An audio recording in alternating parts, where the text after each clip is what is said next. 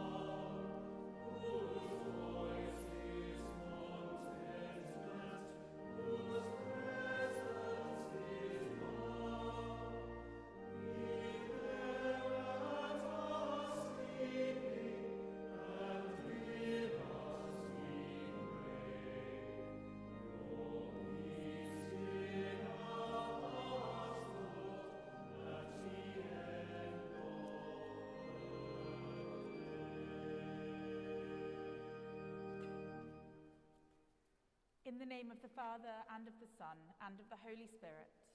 Amen. Grace and peace be with you. And keep you in the love of Christ. O God, who may dwell in your tabernacle, who may abide upon your holy hill, those who lead blameless lives and do what is right, who speak truthfully from the heart. As we gather to celebrate this Holy Eucharist to the glory of God, we prepare ourselves by confessing our sins.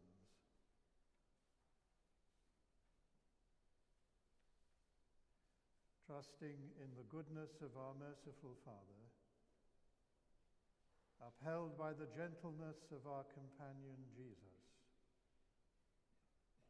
seeing our lives anew in the radiance of the life-giving Spirit.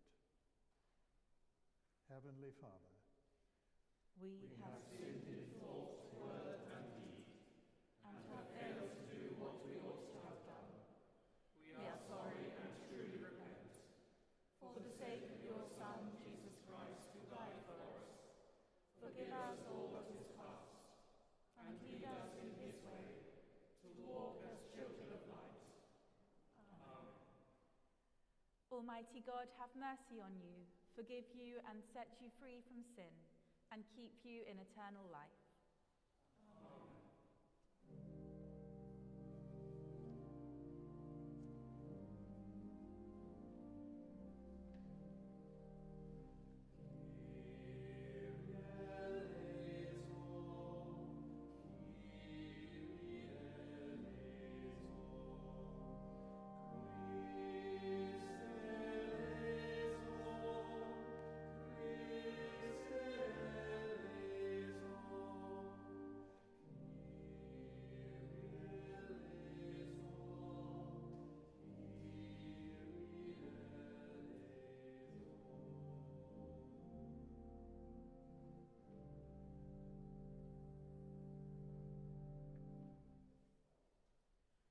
Let us pray.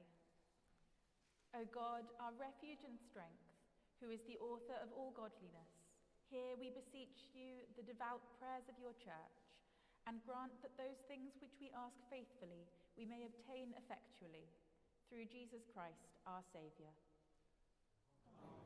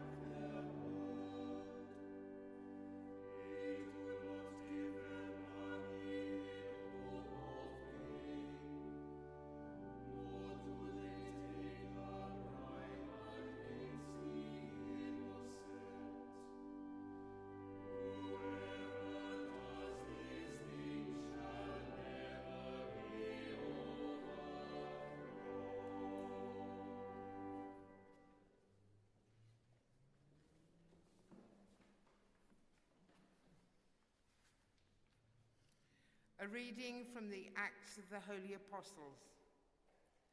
Now, there came to Ephesus a Jew named Apollos, a native of Alexandria.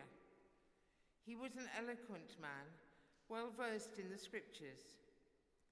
He had been instructed in the way of God, and he spoke with burning enthusiasm and taught accurately the things concerning Jesus, though he knew only the baptism of John. He began to speak boldly in the synagogue. But when Priscilla and Aquila heard him, they took him aside and explained the way of God to him more accurately. And when he was to cross over to Achaia, the believers encouraged him and wrote to the disciples to welcome him. On his arrival, he greatly helped those who through grace had become believers, for he powerfully refuted the Jews in public, showing by the scriptures that the Messiah is Jesus. Hear the word of life to the world. Thanks be to God.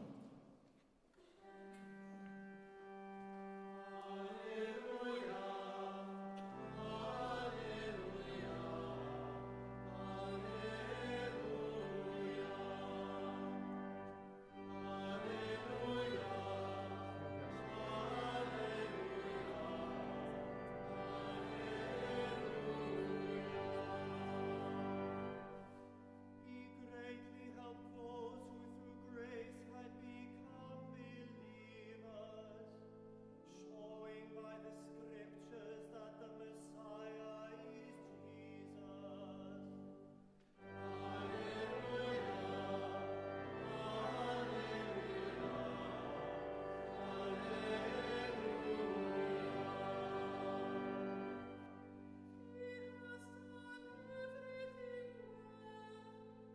He has done everything well. He even makes the deaf to hear and the mute to speak.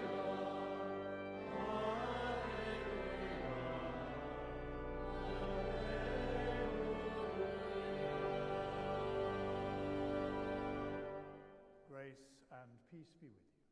And keep you in the love of Christ. Listen to the Holy Gospel according to St. Mark.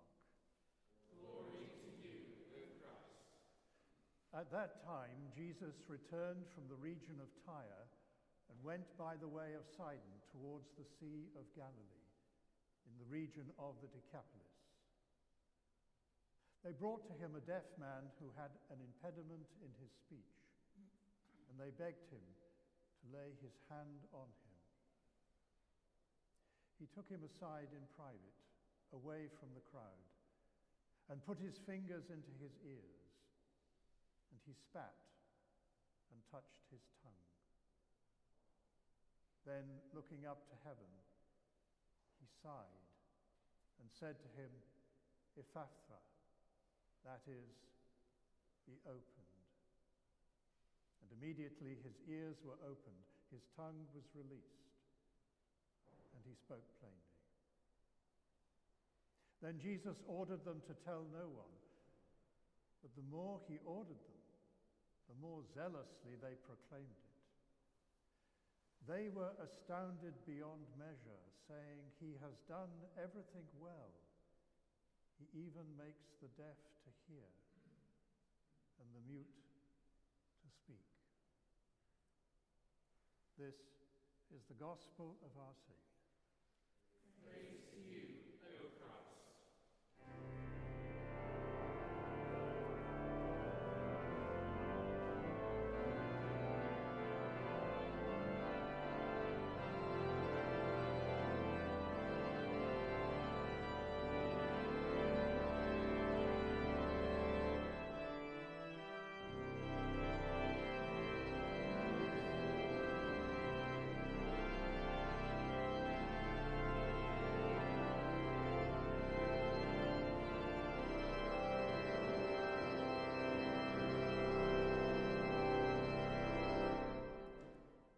In the name of the Father, and the Son, and the Holy Spirit. Amen.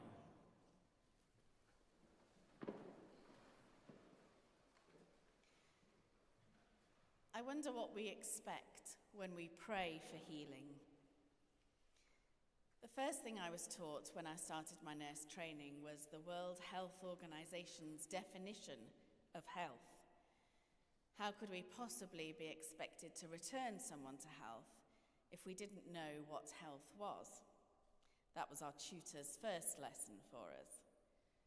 Because health, according to the World Health Organization, who studies these things, isn't just the absence of disease, as you might expect.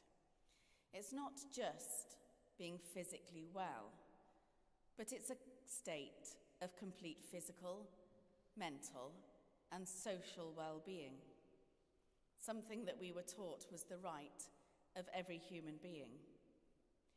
Our job as healthcare workers wasn't just to return people to physical health, but to ensure their mental and social well-being also, even to attend to their spiritual health. It's not enough to treat someone's cancer if you don't deal with the mental distress that a person goes through after they've been given such a diagnosis. It's not even enough just to ensure that someone is physically and mentally healthy if you then send them home to unsuitable housing conditions. Health is made up of many different components, and to be healthy, these components need to be in balance. I saw this in practice throughout my time as a nurse. For example, people who were left disabled in some way by disease. Once they were cured of the physical ailment, they still needed help adapting to this new way of living. People needed help adjusting mentally to a loss of ability, help to find new ways of doing things. They may have needed adaptations to their home or to their work environments, but added to this, they may have needed to be supported spiritually. What was their purpose in this new life, this new way of being? How had their illness affected their belief? I truly believe that it was this holistic view of health that brought me back to faith, because it made me look at the gospel stories of healing in a new way. Those stories that had seemed so unbelievable to me as a cynical teenager took on a new form. I recognized how Jesus healed the whole person, not just physically, but mentally, socially, and spiritually. He responded to requests rather than force society's idea of health onto people. Often, you'll hear Jesus ask, "What do you want from me?" when to us it might seem obvious. Jesus always sought what people needed to make their lives better. Even though God knows our every need and desire, Jesus respected each person's choice of how to be healed. There are signs of this in our gospel reading today. Thankfully, to be deaf today is not the same as it would have been then. The deaf communities now are vibrant and well engaged with the world. People can communicate well with sign language and lip reading.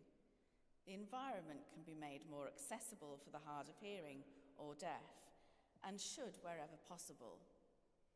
We're learning as a society, slowly but surely, to be better in being able to understand each other's differing abilities and to adapt to them. This would not have been the case for the man presented to Jesus by his family or friends. He would not have been able to integrate into society. There would have been only very rudimentary sign language to enable him to communicate. The fact that he's also unable to speak indicates that he was probably deaf from birth, never having the chance to take part in the usual activities of growing up or taking a full part in society as an adult. Sadly, his deafness may have also been seen as a punishment for sin, causing him and his family to be shunned or looked upon with suspicion. Who knows what effect this would have had on the man's mental, social, and spiritual health. And so, people bring this man to Jesus and begged him to lay his hands on him, just as he had done many times before with others that he'd healed. And this is when Jesus does the most loving thing of all, I believe. He takes the man aside, away from the crowd, affording him privacy and dignity, and later shielding him from the sudden noise of the crowd as his ears were opened. This is when Jesus would normally ask someone he was about to heal what they wanted from him. But Jesus knew the man couldn't hear him and may not be able to understand the movement of his lips. And so he puts his fingers into the man's ears. What better way to say to the man that he's going to give him hearing? When he's done that, he spits and touches his tongue. Some people think he spits to indicate healing, as saliva itself was seen as a healing element. Touching his tongue indicated to the man that Jesus was going to enable him to speak. We're not told, but maybe, just maybe, Jesus did this, not just to warn the man what he was about to do, but also a way of asking, is this what you want from me? Jesus knows that to communicate effectively with the man, he will need to use touch and action rather than words. So then, Jesus looked up to heaven, and the man then would know that this help came not from any human being, but from the Son of God, God incarnate, who had come down from heaven to restore people just like him. Immediately, after Jesus utters the words Ephphatha, the man's ears were opened, and he could speak plainly. Imagine the shock of being able to hear and speak so suddenly. But here, alone with Jesus, the man was safe from the prying eyes of the crowd, safe from the noise of so many people. In this act of healing, Jesus not only opened the man's ears and voice, but he allowed him dignity and restored him to his society. Every week, we quite rightly pray for the sick in our community and for their healing. But that healing will be different for everyone. It may be a return to physical health. It may be for the mental strength to cope with an illness, or the ability to adapt to a new way of being. It may even be an end to suffering. How that healing will manifest is for God alone to decide. But we can learn so much from how Jesus heals in the Bible, from the love he shows in asking people what they want of him. Many deaf people today will reject the possibility of hearing with new technology. That's not what they need to make them feel fulfilled. They are a valued member of their community, and being deaf is part of who they are. We all have very different ideas of what we need to be healthy. Jesus respects people's dignity. It would have been a much better show if Jesus had healed the man in front of the crowd. What better way to prove his divinity? But he knew that for this time, the moment needed to be private. He was here to restore the whole person, not prove his power. Ultimately, Jesus always pointed to God as the agent of change and restoration, never wanting glory for himself. So what do we expect when we pray for healing? It might look very different to what we expect. We might never get back to physical health, but we can be healthy spiritually, mentally, socially. We can enable people to balance those needs of health. But we continue to pray, and we trust in God that he knows what our healing needs are. Amen.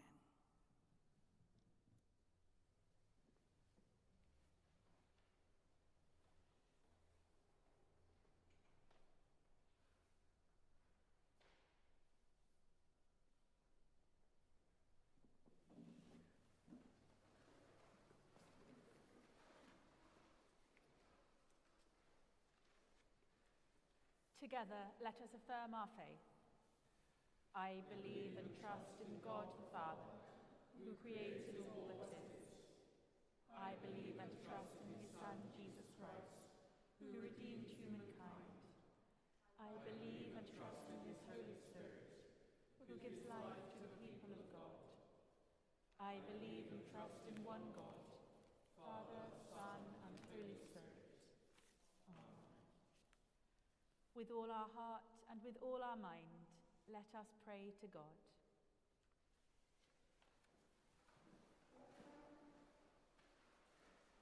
Holy God, we pray for your church created for your glory. We pray for Archbishop Andrew, Bishop David, and Archdeacon David. We pray for the ministry of Eglwys y Groes and of this cathedral church. Extend to us your salvation and your energy in proclaiming your good news. God, in your mercy, hear our prayer. Holy God, we pray for our communities, born of your love. We pray for all in need in our communities at this time of great anxiety.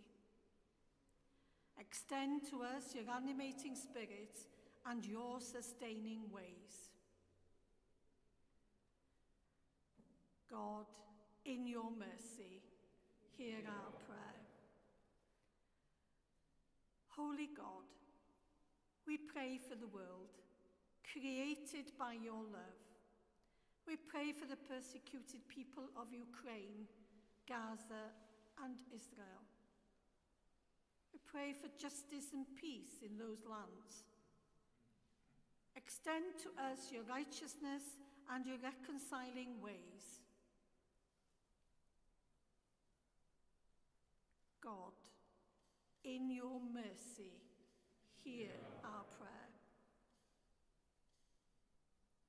Holy God, we pray for your people formed in your image, and especially for the lonely, the bereaved, and the sick.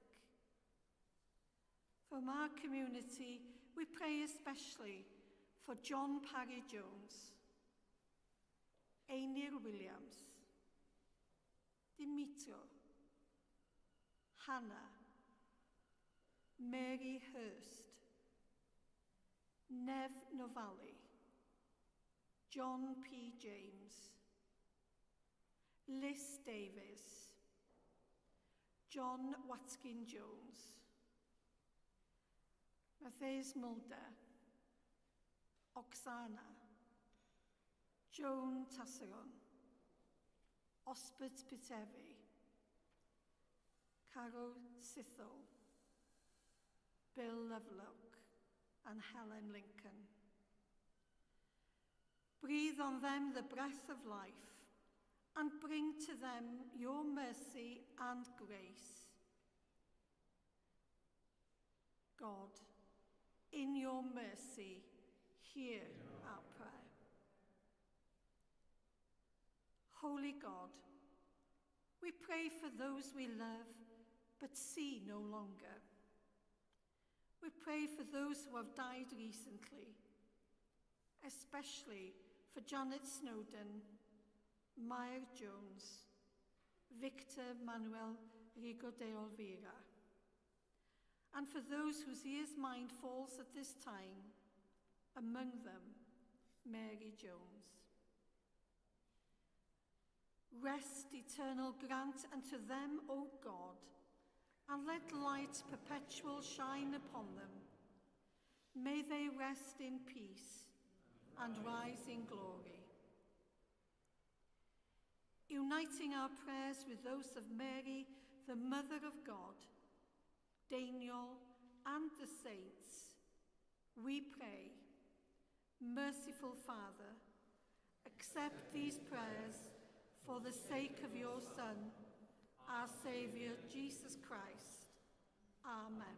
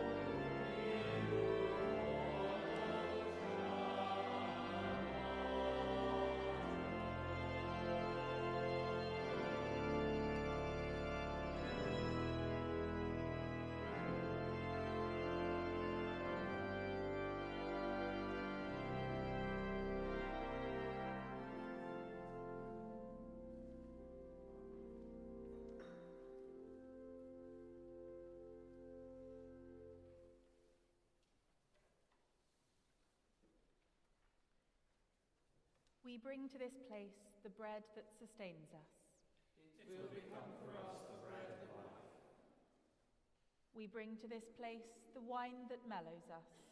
It will become for us the lifeblood of the world. Grace and peace be with you. And keep you in the love of Christ. Lift up your hearts. We lift them to the Lord. Let us give thanks to the Lord our God. It is right to give our thanks and praise. It is indeed right. It is our duty and our joy at all times and in all places to give you thanks, Holy Father, all-powerful and ever-living God, through Jesus Christ our Lord. For he is our great high priest who has freed us from our sins and has made us a royal priesthood serving you, our God and Father. And so, with the hosts of angels and all the company of heaven, we proclaim the glory of your name and join in their unending hymn of praise.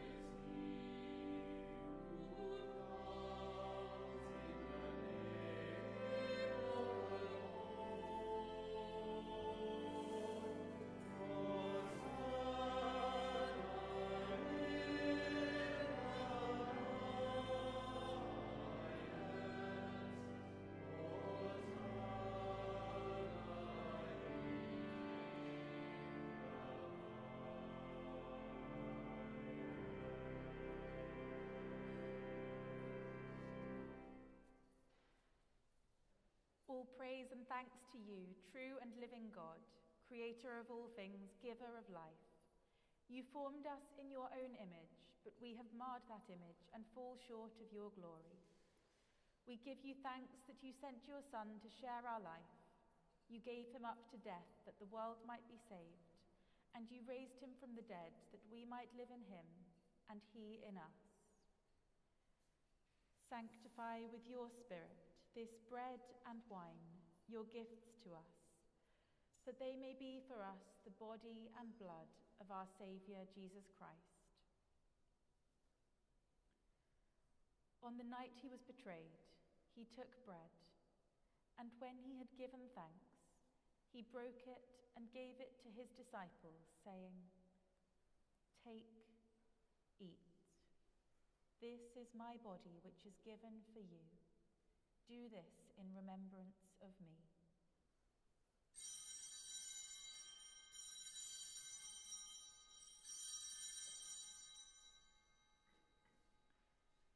In the same way, after supper, he took the cup, and when he had given thanks, he gave it to them, saying, "Drink from this, all of you, for this is my blood of the new covenant, which is shed for you and for many for the forgiveness of sins. Do this as often as you drink it, in remembrance of me."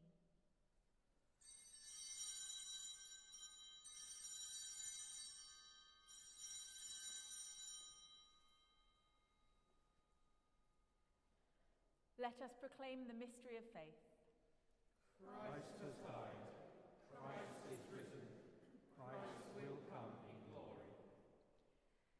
As he has commanded us, Father, we remember Jesus Christ, your Son. Proclaiming his victorious death, rejoicing in his resurrection, and waiting for him to come in glory, we bring to you this bread, this cup. Accept our sacrifice of thanks and praise. Restore and revive your people. Renew us and all for whom we pray with your grace and heavenly blessing. And at the last, receive us with all your saints into that unending joy promised by your Son, Jesus Christ, our Lord. Through him, with him, in the unity of the Holy Spirit, all honor and glory are yours, Almighty Father, forever and ever.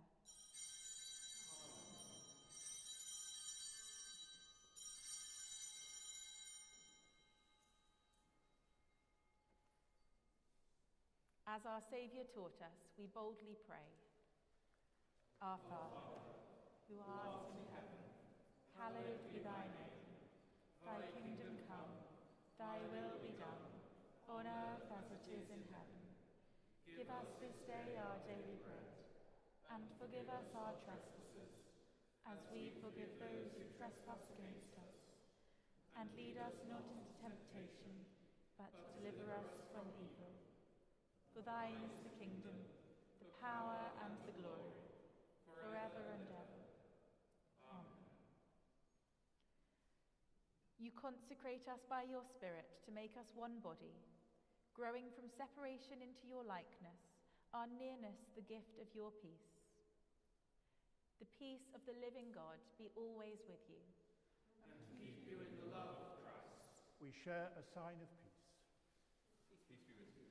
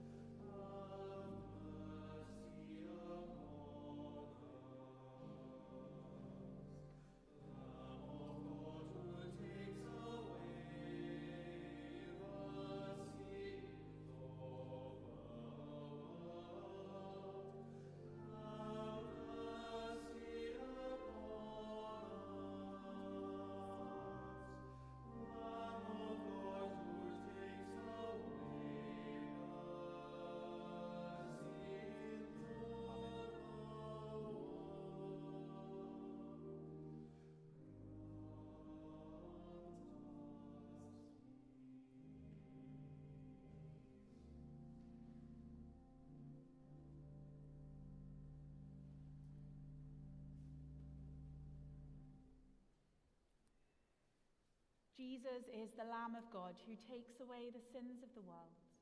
Happy are those who are called to his supper. Saviour, I am not worthy to receive you, but only say the word, and I shall be healed.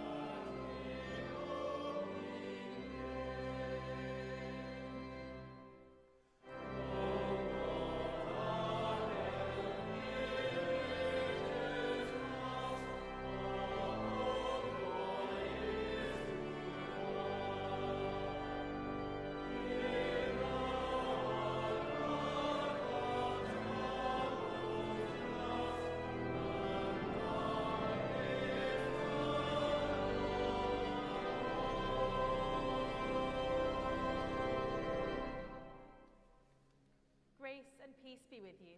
And keep you in the love of Christ. May the love of Jesus Christ draw you to himself. May his power strengthen you in his service. And may his joy fill your hearts.